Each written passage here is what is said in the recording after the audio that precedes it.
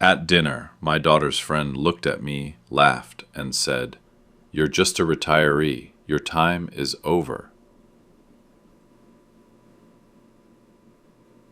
The words landed like a stone breaking glass, sudden, sharp, and impossible to take back. The room had been filled with warmth just moments before, plates clattering, wine being poured, small jokes shared, and then, in a single sentence, everything shifted. The laughter that followed was light for them, but heavy for me. It rang in my ears like the cruelest kind of music, a melody that stripped me of dignity with every note. I sat there, the fork still in my hand, though my appetite had vanished. My daughter shifted uneasily but said nothing. She let the moment pass as though it meant nothing, as though her silence did not pierce deeper than the words themselves. Her friend giggled, satisfied with her remark, sipping wine as if mocking the years I had lived was no more than a passing amusement. But to me, it was not amusement. It was a knife. It was betrayal. It was the sound of decades being erased with a single careless phrase. They saw only my age, the gray in my hair, the way I moved more slowly now. They did not see the man who had once lived in laboratories lit long into the night, the man whose hands had turned ideas into blueprints and blueprints into inventions. They did not see the nights I came home exhausted, still scribbling equations on napkins because my mind refused to rest. They saw only what was left of me, not what had built them a world to stand on. I looked at my daughter then, searching her face for something. Defense, protest, even a flicker of recognition. But her lips stayed closed, her eyes lowered to her plate. That silence was worse than the insult, because betrayal, when it comes from strangers, can be endured.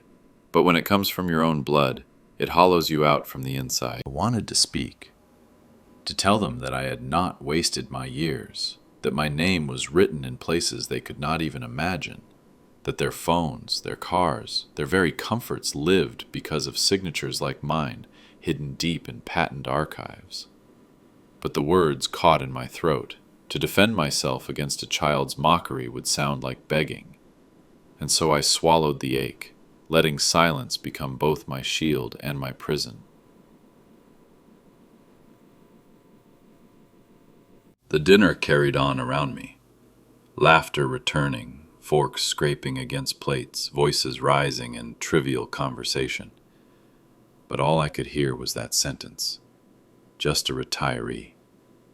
The phrase looped in my mind, each repetition stripping me bare, until I felt like nothing more than the chair I sat on, unnoticed, unneeded. And yet, even in that wound, a spark flickered inside me.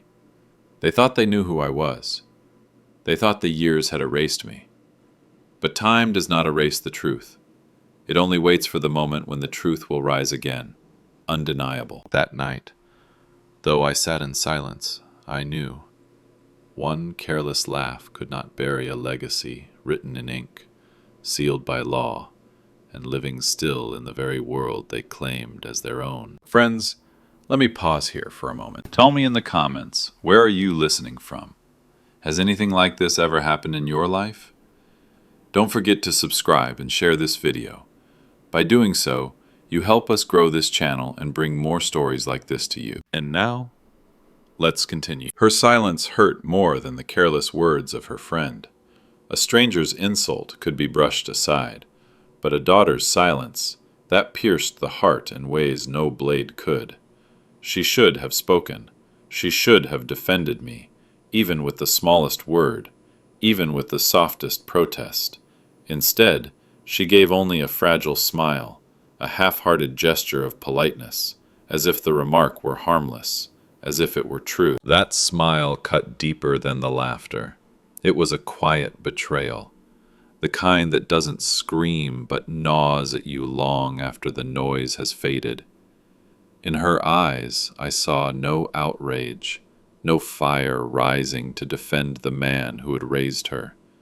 What I saw was worse: acceptance, agreement, the ease of letting a wound fall where it may because she no longer believed it worth the effort to shield me. I thought back to when she was a child, when my word was law and my presence was safety. Back then, she had clung to my hand when crossing the street, proud to tell her classmates that her father was an inventor, a builder of things that mattered. She had believed in me then, believed in the hours I spent hunched over sketches and drafts, believed in the hands that came home scarred from work, believed in the voice that promised her a future brighter than my own. And yet here, at her table, in her home, she did not speak. She let another woman diminish me to a title I never chose, retiree. She let the word hang in the air, as if it were a fact carved in stone. I saw her shoulders stiffen, her smile thin, her gaze drift elsewhere, but that only made it worse. She knew it was wrong, and still she allowed it. There is a cruelty in silence.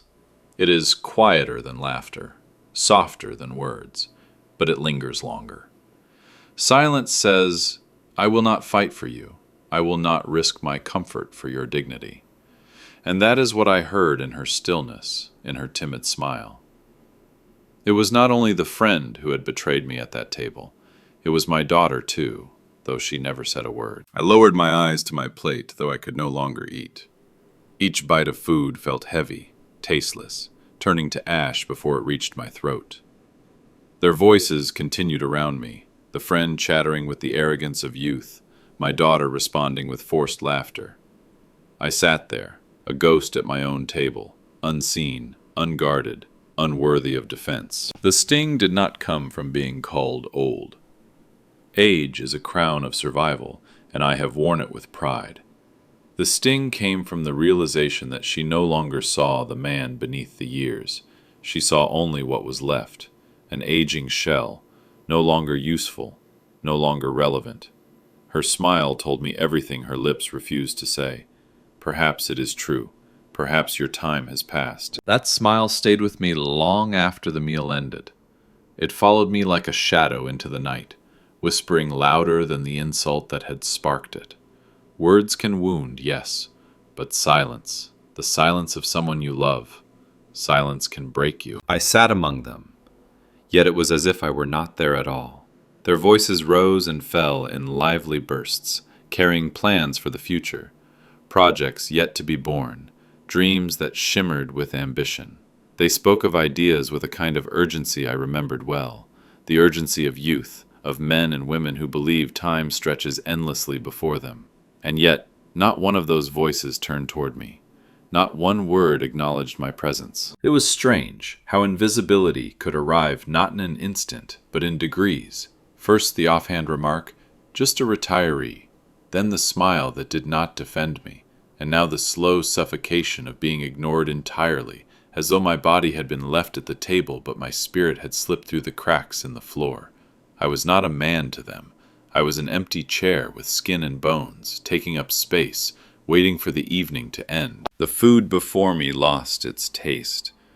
My hands, folded in my lap, felt foreign, useless. I stared at the lines etched into my palms, at the veins that rose against thinning skin, and I wondered, did they not understand that these hands had built more than meals and memories? These hands had turned visions into reality, had drawn the lines that shaped machines, had signed the documents that opened doors for others. These hands had worked until they shook from exhaustion. But here, now, they rested unseen, as though they had never held the weight of creation. Their laughter was not cruel, not directly, but cruelty does not always shout. Sometimes it hums, oblivious, a background noise that drowns out the soul of another. They laughed, and every laugh reminded me that my stories no longer mattered, that my struggles were ancient, irrelevant, buried beneath their hunger for the present. I could have spoken, could have told them how their projects echoed ones I had once shepherded, how their excitement mirrored mine when I stood at their age, facing the unknown with nothing but sketches and stubbornness, but to speak would have been to intrude. And so I swallowed my words, and the silence pressed harder against me. I became aware of how still I was, how little I moved, How easy it was for them to forget I was there at all. That realization chilled me. There are few things more terrible than sitting at your own table, in your own family, and feeling like a ghost, present but unseen, breathing but unacknowledged, alive yet treated as though already gone. The room swelled with their energy, their plans, their promises to conquer what lay ahead. And I sat in the midst of it, carrying decades of victories and failures, scars and triumphs, none of which belonged to their conversation. It was as if my entire life had been erased, swept aside with the careless wave of a hand. I told myself not to expect their questions, not to expect their interest, not to expect their recognition. But expectation is not easily killed. It lives stubbornly in the heart, even when reason tells it to die. I needed just one glance, one question, one reminder that I was still part of their world. It never came. And so, while they spoke of futures blazing bright ahead, I sat there in silence, fading further into the background, carrying the unbearable truth. The man I had been, the work I had given, the name I bore, all of it seemed forgotten. I was not a father, not an inventor, not even a man. At that table, I was only a ghost. Retirees live in the past. The present belongs to us. Her words fell like another stone, cast carelessly into a well already full of echoes. And again, the laughter followed, light, effortless, dismissive. It wasn't sharp enough to be called cruelty, yet it carried the same sting. They laughed as if age were a punchline, as if years of work and sacrifice were nothing more than a tired story best left behind. I looked down at my hands resting on the table. These hands, marked with veins and lines, had once been the hands of creation. They had held tools, drawn sketches, guided machines into life. They had once turned imagination into steel and circuits, had brought forth something that had not existed before. But now, to them, these same hands were relics, proof not of what I had built, but of what had been lost to time. They did not see the future these hands had shaped. They saw only the past etched into skin. Her words rang louder than they should have, because my daughter let them stand. She gave no defense, offered no reminder of who I was. The silence of her loyalty betrayed me more than her friend's arrogance. To remain quiet in the face of insult is to agree, to consent without speaking. And her silence, her fragile smile, pressed the blade deeper. I sat surrounded by voices brimming with energy, with the unshakable confidence of youth. They spoke of ambition as though it were theirs alone, as though the present belonged only to them, because their hands had not yet grown tired, their backs had not yet bent beneath the weight of years. I listened, and though my lips stayed closed, my heart argued against every careless word. The present was not theirs. It was ours. The present exists because of the past. Their steps forward rested on roads paved by those they mocked. But to remind them of that truth would have been useless. In their eyes, I was not a builder anymore. I was only evidence of time's cruelty, proof of what happens when youth gives way to gray hair and slowed movement. They mistook survival for weakness, experience for irrelevance. They mistook me for a shadow clinging to life instead of the man whose work still pulsed unseen through their everyday existence. I wanted to tell them, the future you chase runs on engines I designed. The devices you hold in your hands trace their lineage back to my drawings. The comforts you take for granted were born in nights when I did not sleep, in years when I bled my strength into inventions that carried the world forward. But pride kept me still.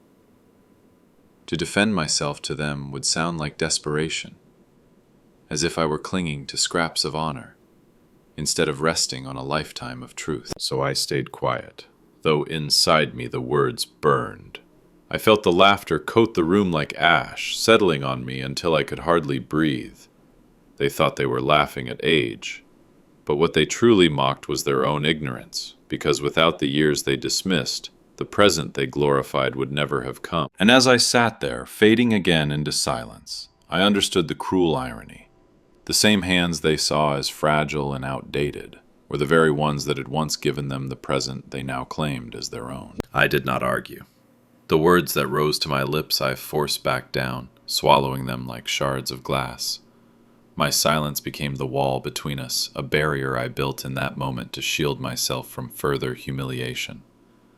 But what they did not know, what they could not hear, was that behind that wall my heart was pounding like a drum, louder than their laughter, louder than their careless words. Silence can be a shield, but it can also be a cage.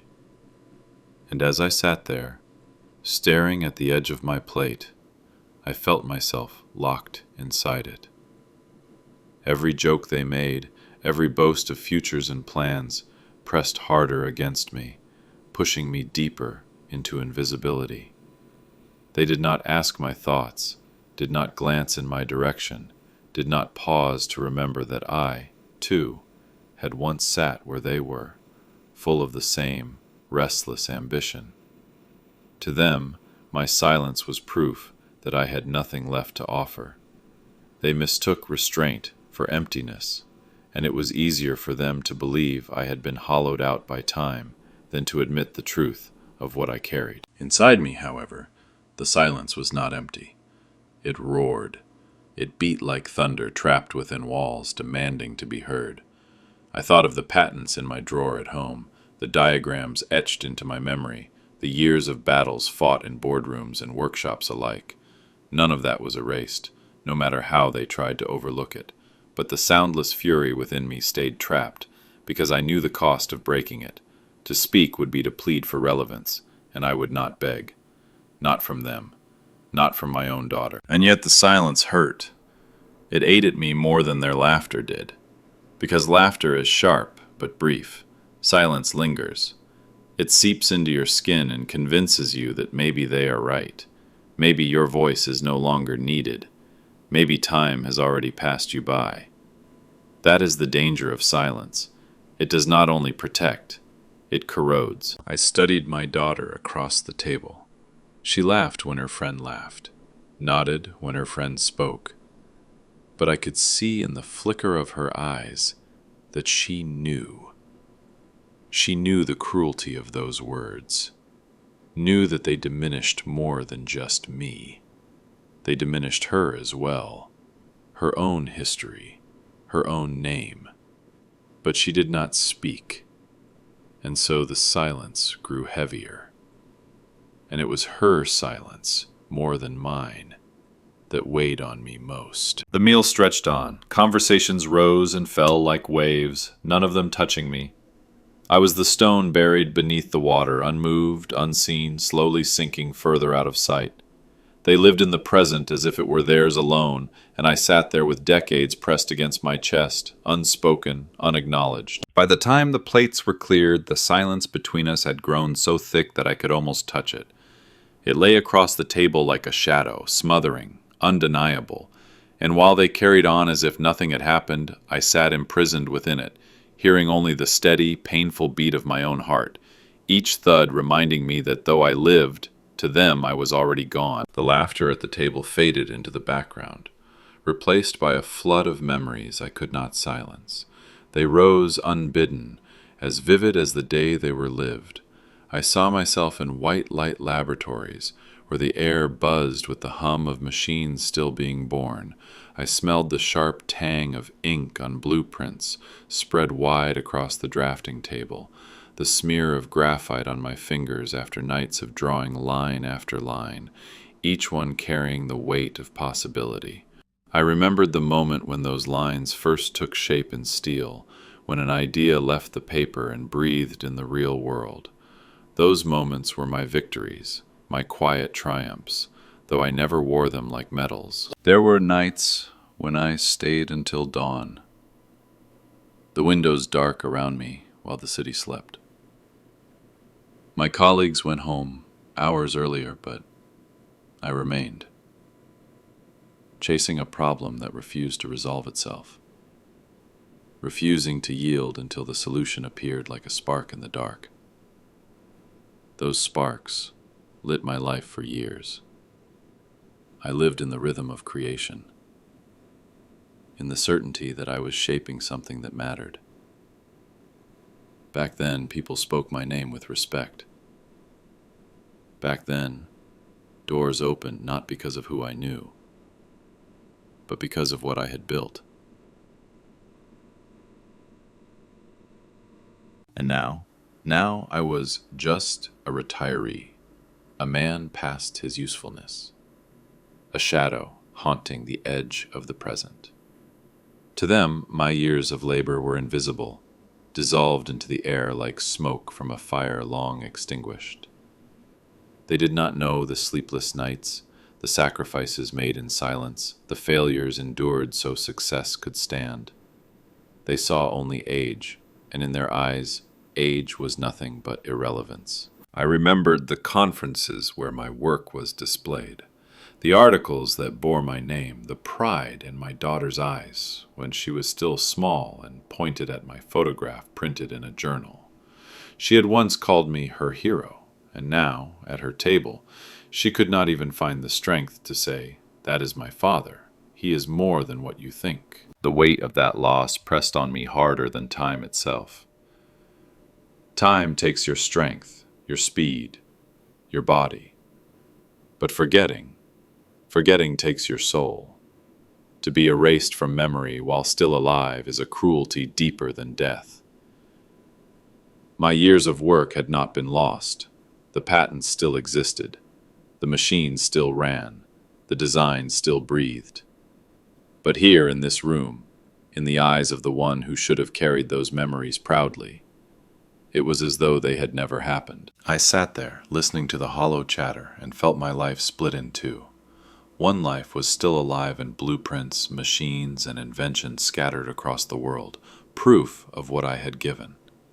The other life, here at this table, was already buried beneath silence and ignorance. To them, I was not an inventor, not a builder, not a man whose hands once gave shape to the future. I was a relic, dismissed with a laugh, reduced to a single word, retiree. And in that moment, I understood the cruelest truth of all. It is not the world that forgets you first. It is your own. It was not the girl's remark that cut me deepest. Strangers can wound you, yes, but their wounds scab quickly. What lingers, what scars, is when the one who bears your name, the one who once clung to your hand, does nothing to stop it. My daughter sat beside me, close enough to touch, close enough to see the pain written in my face, and yet she let the insult hang in the air like smoke no one bothers to wave away. Her silence was not ignorance. It was choice. I knew her well enough to recognize the flicker of unease in her eyes, the slight shift of her shoulders, the way her fingers toyed with the edge of her glass. She heard it. She knew it was cruel, and still she did not speak. Perhaps she was embarrassed of me. Perhaps she believed the words were true. Or perhaps defending me felt too heavy, too inconvenient in front of her friend. Whatever the reason, her silence was louder than laughter, heavier than mockery. I thought of all the times I had been her shield, the nights when fever burned through her small body, and I sat awake, cooling her forehead with trembling hands. The mornings when I walked her to school, carrying her books so her arms would not ache. The moments when she cried from some childish heartbreak, and I held her, whispering promises that no hurt would ever last. I had been her defense against a world too sharp for her softness, and now, when it was my turn to be defended, she looked away. The betrayal was not in words. It was in absence. Absence of loyalty, absence of courage, absence of the love that once tied us together. I sat there, my chest aching, and realized that perhaps she had grown comfortable with a different version of me.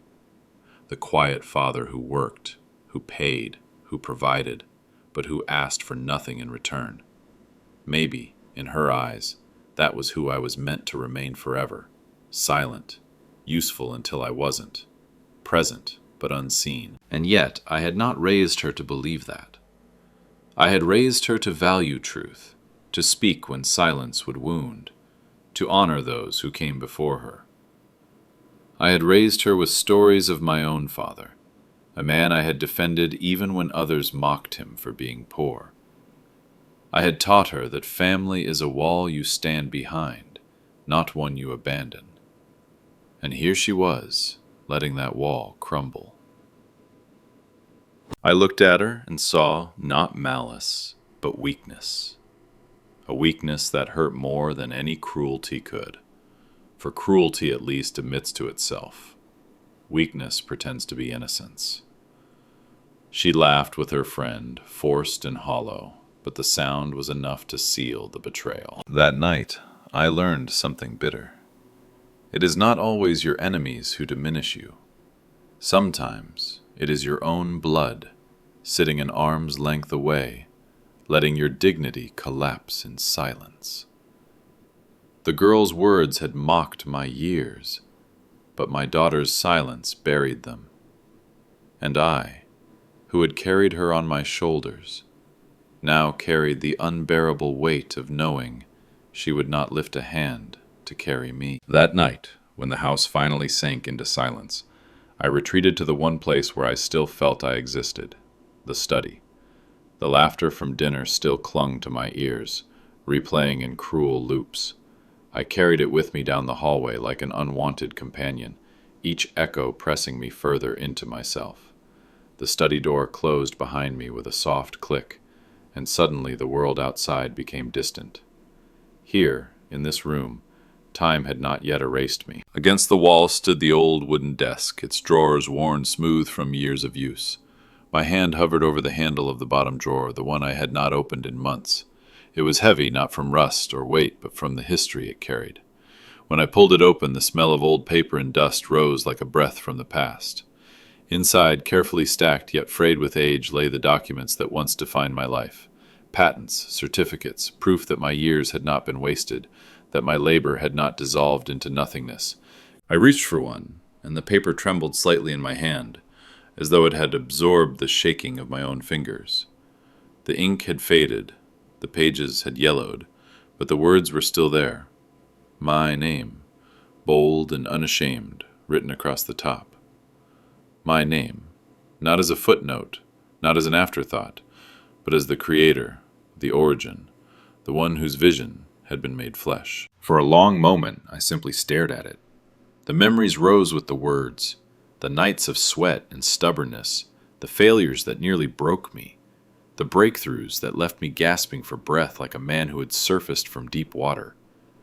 I remembered the colleagues who once shook my hand with respect, the articles written about my work, the pride in my daughter's voice when she was young and pointed at my name in print. All of it lived inside these sheets of paper, quiet but indestructible. And yet, here they lay, hidden in a drawer, as though they were nothing but relics. I had kept them safe, thinking one day someone would need them, not for money or power, but for memory. But the truth was bitter. My daughter had forgotten them long before I had.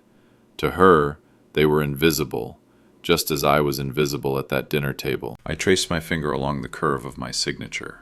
It felt like touching an old scar, painful, but proof that something once mattered enough to wound. These patents had changed lives, perhaps even shaped the present those girls claimed as their own. Devices built on these ideas were still used, still trusted, still woven into the fabric of daily life. The world carried my name even if my own family no longer spoke it. The weight of it pressed on me. It was not pride that filled me, it was sorrow. Because the legacy that had once been a crown now felt like a burden. What use was a name printed in ink if it could not survive within the hearts of those you loved most? What value had recognition from strangers if at the family table you were reduced to nothing but a retiree? I placed the patent back among the others, my hand lingering as though reluctant to let go. They would remain there, silent witnesses to a life lived in devotion to creation. But as I closed the drawer, I knew they were more than documents. They were the last defense against erasure. The world might forget. My daughter might forget. But here was proof that I had been more than the word they mocked. And in that quiet study, surrounded by the ghosts of my work, I understood. The past had not abandoned me. It was waiting, patient, for the moment when it would speak again. My fingers lingered on the paper, tracing the ink of my name as if it were a wound I could reopen. The letters had not faded. They stood as firm as the day I had written them, carved into history by the pressure of my pen, sealed by law and carried into the world through inventions that still breathed. My signature was alive. It carried weight, authority, proof that I had once stood at the center of creation. But here, in this house where my blood lived, that same name was nothing more than a shadow. In their eyes, it had faded long ago. My daughter did not look at me and see the man whose work had filled factories, whose designs had been studied in universities, whose ideas still hummed quietly in the background of their daily lives. She looked at me and saw only age, a man who had finished his usefulness, who now sat silently while the world rushed on without him.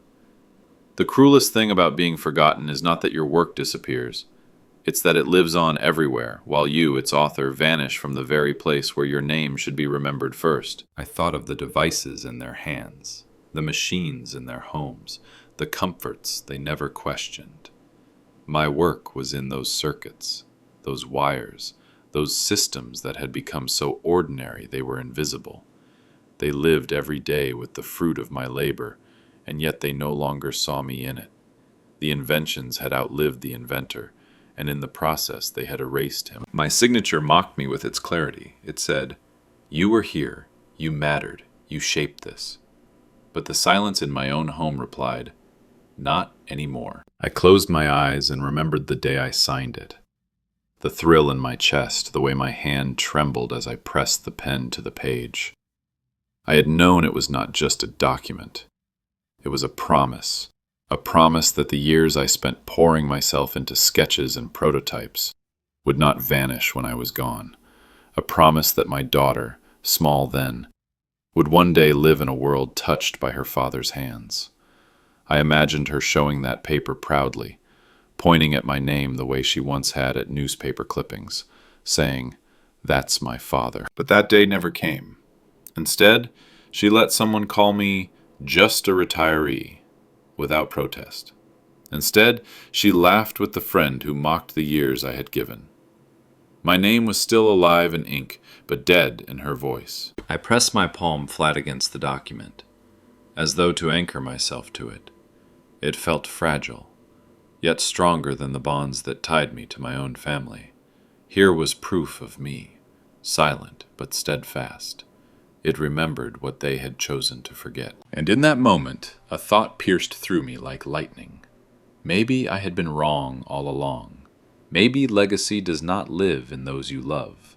Maybe it lives in the paper, the ink, the machines, the strangers who benefit without ever knowing your face. Maybe family forgets, but work remembers. Still, the ache did not leave.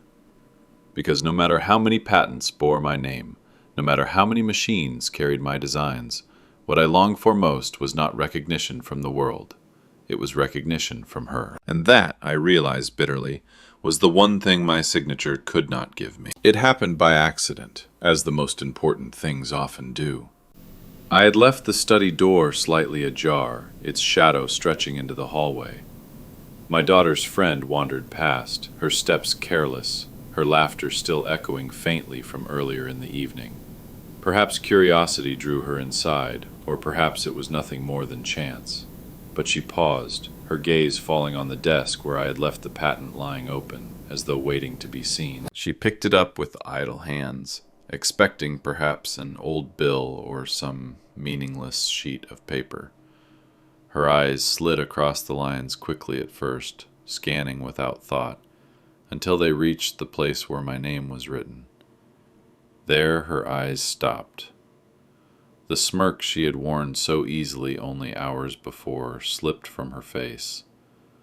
Her body stilled, the casual air gone.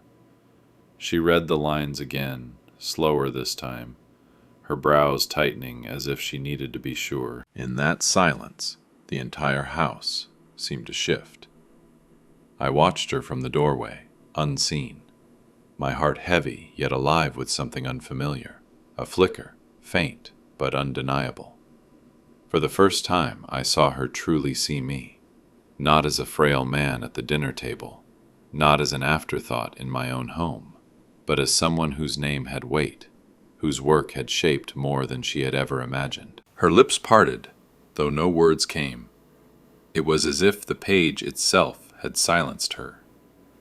She had mocked me for living in the past, but now the past stood before her, undeniable, written in ink, stamped with authority.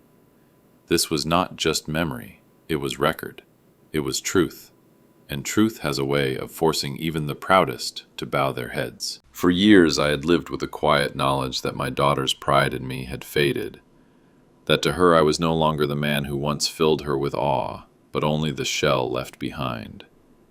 But in this stranger's eyes, in this girl who had laughed at me without hesitation, I saw something break, recognition, the spark of understanding that she had spoken too quickly, too arrogantly, without knowing the ground on which she stood. I cannot describe the feeling that rose in me. It was not triumph. It was not vindication. It was something quieter, deeper, like a flame long thought extinguished that suddenly flickered again in the dark. For so long I had carried the weight of being unseen, and now, even if just for a moment, I was seen again. She lowered the paper slowly, still staring at my name, as though it no longer belonged to the man she had mocked, as though it carried a weight she could not reconcile. The room, once a place of dust and silence, had become a stage for revelation.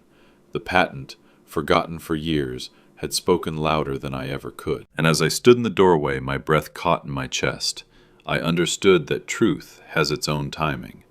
It waits, it hides, and then, when least expected, it rises, like a spark in the dark, reminding the world of what it tried so hard to forget. The sound of her laughter had been sharp, bright, dismissive, until it was not.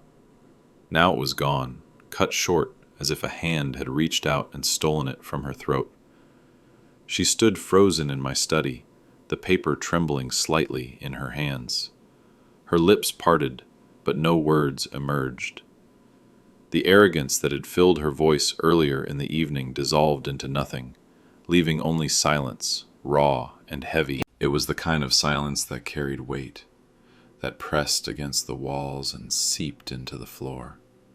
I could hear her breathing falter, uneven, shallow, as though the document she held had taken the air from her lungs. She blinked, her eyes scanning my name once more, as if her mind refused to accept what her eyes insisted was true. The name she had mocked only hours ago, the name she had reduced to a synonym for irrelevance, was now staring back at her in bold letters, tied to something greater than her laughter could ever diminish. And in that silence, the house itself seemed to change. The ticking of the old clock in the corner grew louder. The hum of the evening wind against the windows crept into my ears. My own heartbeat, steady and insistent, became the only rhythm in the room. Everything else stopped. She was caught between past and present, her careless words echoing against the proof she could not deny. It was strange, standing there in the doorway, watching her wrestle with the truth. I felt no urge to speak. I did not want to break the silence, because for once the silence was not mine to carry. It was hers. She had to bear it now, the weight of her own words, the humiliation of having dismissed a man whose name was etched into history more firmly than she had ever imagined. The silence was not empty. It spoke louder than any defense I could have given. It said, "This man was more than you allowed yourself to see.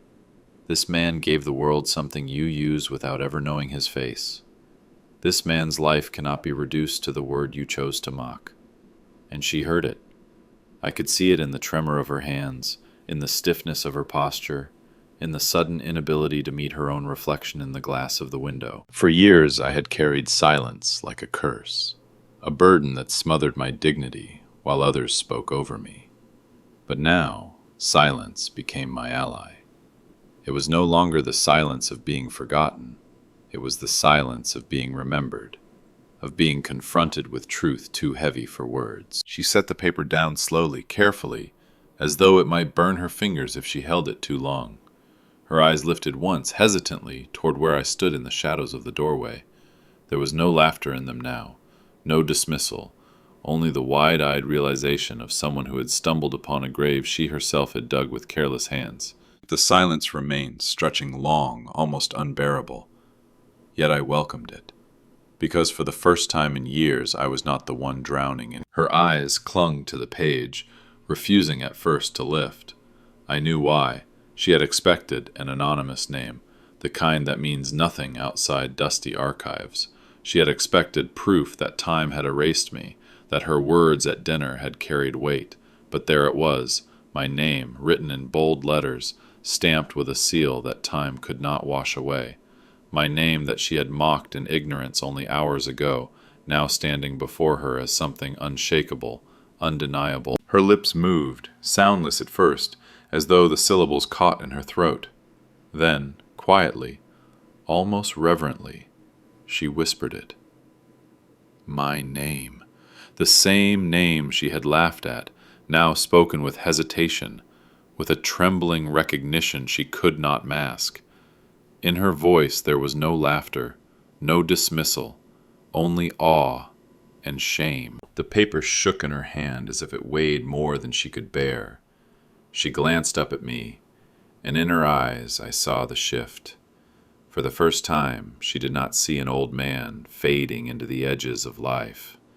She saw the man behind the name, the man who had signed those pages with steady hands, whose years of labor had carved themselves into machines and ideas that outlived him. She saw not a relic, but a creator. And in that moment, something inside me stirred.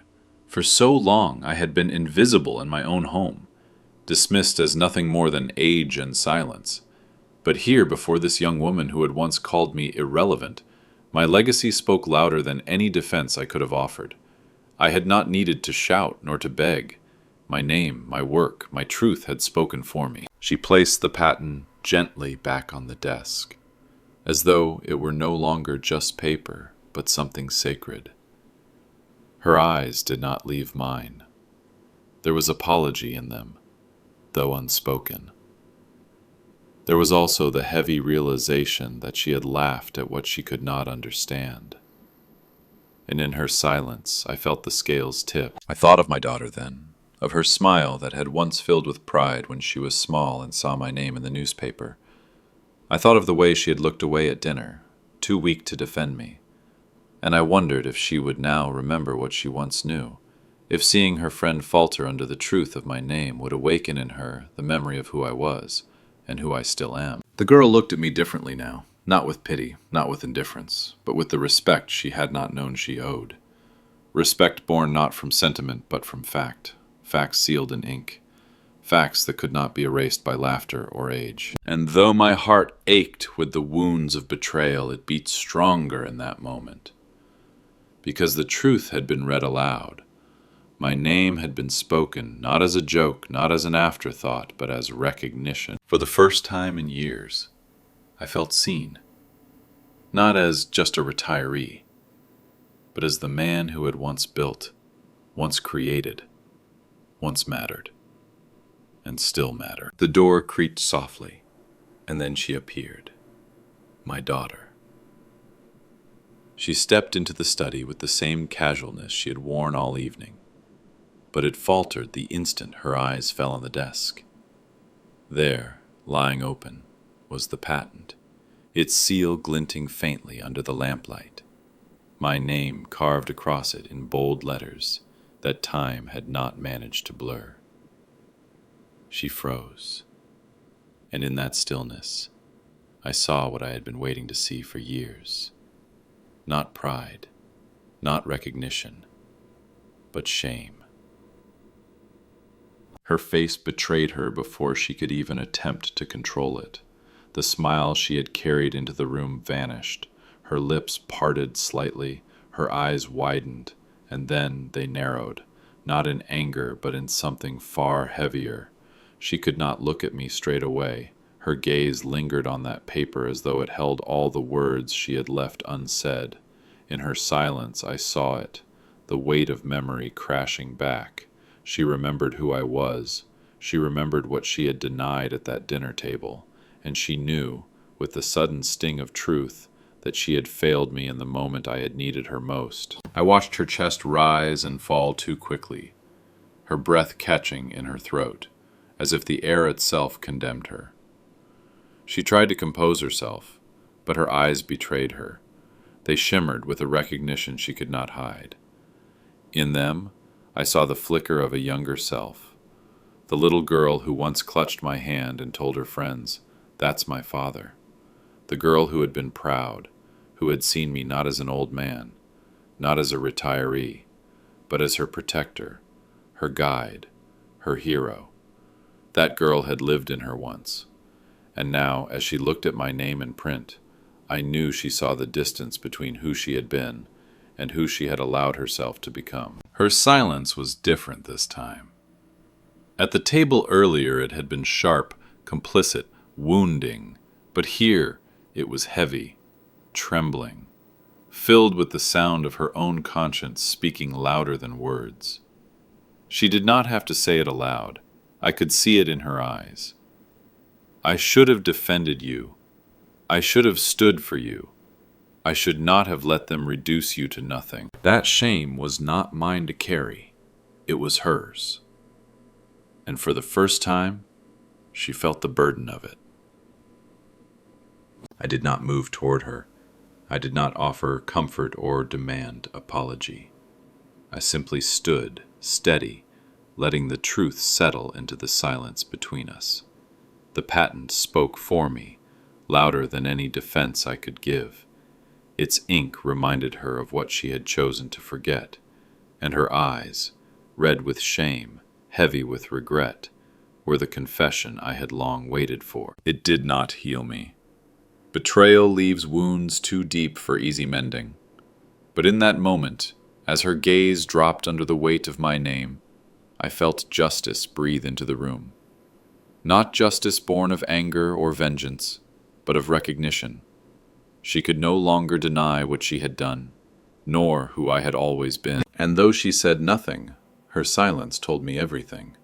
She knew she had abandoned me when I needed her most. I did not open my mouth. Words would have been too small for that moment, too fragile to carry the weight of what needed no explanation. I had carried silence like a chain for so long, believing it diminished me, believing it proved them right when they called me old, when they called me unnecessary. But now that same silence was no longer weakness, it was power, because I did not need to speak. The paper on the desk spoke for me. The bold letters of my name, sealed with law, signed with my hand, said more than my voice ever could. The patent was not just ink and parchment, it was memory. It was the years of my life condensed into lines and diagrams, stamped as truth. It carried the nights when I worked until my body begged for rest, the mornings when I returned again because the problem still demanded solving. It held the failures that nearly crushed me, and the perseverance that pulled me through them. Every scar on my hands, every sacrifice of sleep, every disappointment endured and overcome, they were here, alive in this document. My voice had been ignored at the table, but here on this page it thundered. My daughter's eyes clung to it, her shame written in the way she could not lift her gaze to mine. Her friend, who had once been so quick with laughter, now stood still, her hands trembling as if she were holding something sacred and dangerous at once. Neither of them dared to speak, and I, for once, felt no need to break the silence. It was mine now, not theirs. The patent reminded me that memory cannot be erased by ignorance. Legacy is not so easily buried. They may mock age, they may silence voices, but they cannot silence truth written in the very foundation of the world they take for granted. They could pretend at dinner that I was nothing, but when faced with what I had created, their laughter turned hollow, because here was proof that I had mattered, that I still mattered, that I had carved my name into history in a way their careless words could not erase. And so I stood, watching them wrestle with the truth. I demanded no apology. I sought no defense. Justice had already been delivered, not through confrontation, but through remembrance. My work had outlived their dismissal. My memory had been preserved not in their fragile loyalty, but in the permanence of invention. For years I had wondered if I had become invisible, if everything I had given had dissolved into nothingness. But now I saw the truth. I was never gone. My name had been waiting, like a voice in the dark, patient until it was needed. And when their laughter tried to bury me, it rose and spoke louder than they ever could. I left the paten where it lay, the lamp casting a quiet glow across its surface. It did not need me to defend it. It defended me. It was my memory, my witness, my voice, the voice they could no longer ignore. And for the first time in many years, I felt the weight of justice, not in anger, not in vengeance, but in the undeniable fact that truth will always endure, even when love forgets. I left the study slowly, not because my body was weak, but because I understood the weight of the moment. The door creaked shut behind me, and with it the years of silence I had carried seemed to fall away. I did not walk out as an old man cast aside, nor as a shadow tolerated out of duty. I walked out as what I had always been, though they had forgotten it. The man who built, who created, who left something behind that no laughter could erase. The house around me was the same, yet it felt transformed. The hallways whispered differently now. The same walls that had heard my dismissal at dinner had also heard the trembling voice of recognition in the study. My name had lived in ink for decades, but tonight it had come alive in their eyes. It was not spoken with pride by my daughter, nor with defense by me. It had been spoken by truth itself, undeniable, unbending, written where no betrayal could smother it. I thought of the moment at the table when I had sat like a ghost, listening to their laughter echo around me, each word of dismissal pressing me further into invisibility. That ghost was gone now. I did not need their voices to validate me, nor their apologies to heal me. My legacy had already spoken, louder than they ever could, and it had spoken without my permission. That was the beauty of truth. It does not need defenders. It waits, and when the time comes, it rises. Outside the window the night was quiet, the sky vast and dark. I stood for a moment and let the air fill my lungs, colder than it had felt in years, sharper, freer. And in that breath I realized something I had not dared to believe at the table. I was not erased. I had been forgotten by them, yes, but never erased.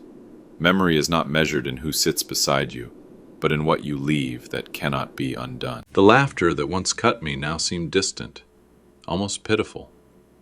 Because laughter fades, age passes, silence lingers only until truth breaks it. And truth had broken it tonight. My name lived in the pages of patents, in the designs still being used, in the unseen corners of their everyday lives. Every time a device flickered to life, every time a machine moved, every time the world spun a little faster because of something I had touched, that was my presence. That was my voice. I stepped further into the night, the shadows stretching ahead like a road. I was not leaving behind defeat. I was carrying with me the dignity they had tried to bury. I was carrying the proof that my years had not dissolved into nothing. They lived in ink, in steel, in the quiet hum of the world's progress.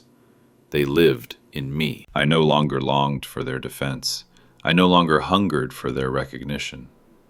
I had thought that justice would come in words and an apology spoken aloud.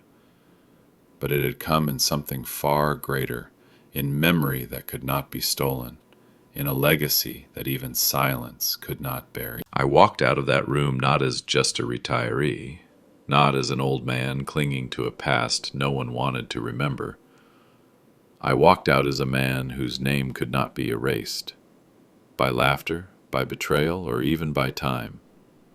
Because justice had come, not in anger, not in shouting, but in the quiet truth written in ink, preserved forever. And in that truth, I found my peace.